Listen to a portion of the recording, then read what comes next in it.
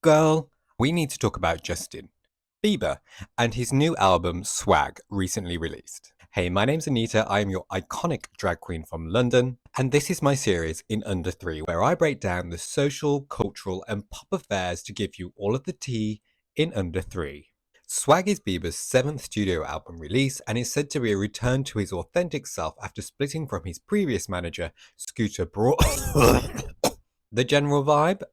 This is what you would expect from Bieber, at least in my opinion. It's an interesting mix of pop, R&B, and soul, I guess. It's upbeat but not in your face, music to groove to have on in the background, to vibe to with friends. It's a musically educated album, layering different types of samples to create a really interesting and textured sound. In Soulful, featuring Drewski, Drewski can be heard saying, "You kinda black on this, MF.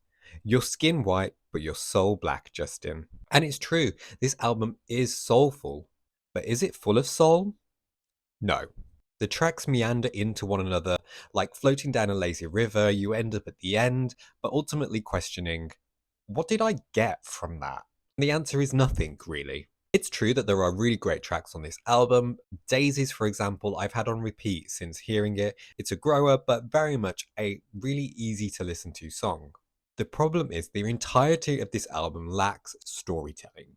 Justin has had quite clearly a really challenging and tumultuous life in which grappling with the public eye has obviously been quite difficult for him. And whilst there are some voice notes included on the album that have some reference to things that have happened, like the incident with the paparazzi where he was shouting, "Money, money, money," guess what? Photographers, just like the rest of us, do have to make money. So I'm not really sure what the frustration is here, particularly when you're one of the biggest selling artists in the world, when you have millions and millions of dollars. I failed to understand what kind of story Justin is trying to tell with this. The track Dad's Love, for example, an ode to his child, which I would have assumed would have been a really interesting insight into what he feels and thinks about when it comes to fatherly love. But unfortunately, I'm left not knowing because there are about 5 or 6 lyrics in the entire track, 4 of which are repeated over and over again. Dad's love. That's love.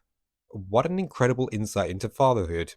Maybe Scooter Braun taught Justin all he knew about lyricism, just like he did with Katy Perry. I've been Anita Pierce. Remember to like and follow for more.